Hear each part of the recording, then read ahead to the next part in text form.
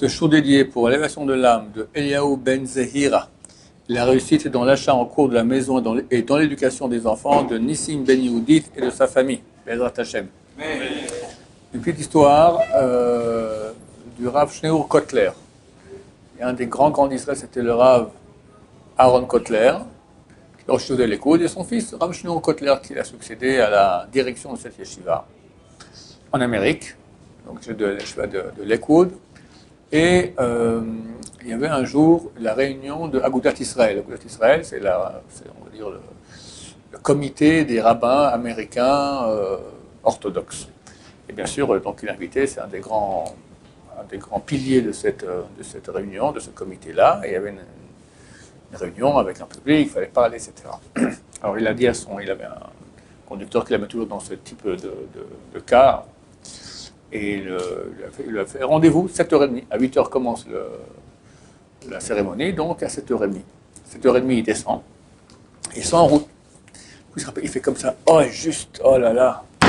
Tourne à droite ici, on va à la salle de mariage, un tel. J'ai complètement oublié que ce soir, il y a le mariage d'un de nos amis bien. Je ne peux pas ne pas y aller, donc on va vite faire un petit saut. Je dis Mazal Tov, et hop, ça prendra 2 minutes.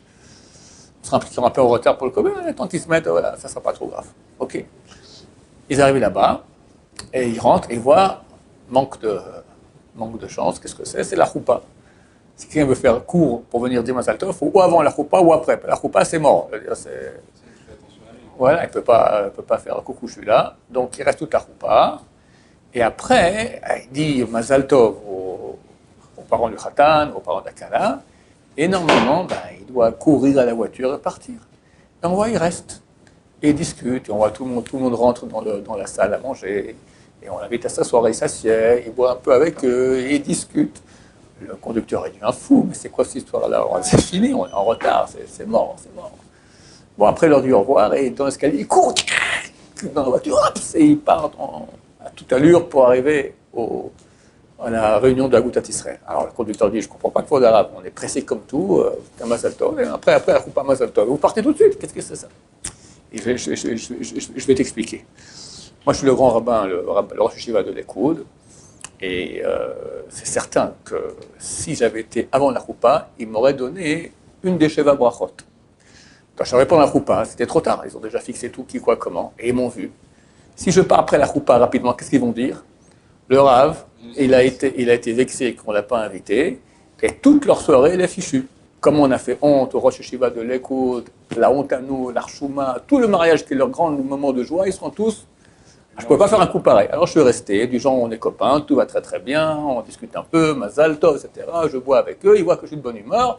Je leur dis, écoutez, je suis très pressé, j'ai quand même le comité de Agudat Israël, je dois y aller, et je pars, sans les mettre mal à l'aise. La finesse, comment faire attention à ne pas rendre les gens malheureux. C'est ça les grands d'Israël. Le Razonish, il dit, toute ma vie, la chose la plus dure, arriver à jamais blesser personne. Tu as toutes sortes de personnes, toutes sortes de sensibilités, chacun avec ses trucs, il imagine qui, quoi, comment, et nous, on doit se mettre à leur place, réfléchir comment faire pour ne pas le toucher. Que Dieu nous aide, Hashem, aller dans ce sens-là, jamais toucher personne, pour des vrais tzadikim. Baruch Adonai, l'olam, amen, va amen.